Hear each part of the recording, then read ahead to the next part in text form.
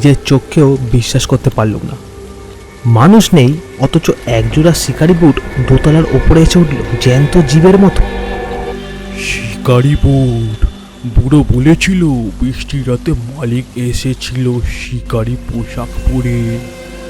আমি উত্তর দেওয়ার আগেই বুট জুতোর জোড়া যেন আবার সে গড়গড় শব্দ করে মাটি কাঁপিয়ে আমাদের দিকে এগোতে থাকলো। আমরা আতঙ্কে পিছু হাঁটতে লাগলাম।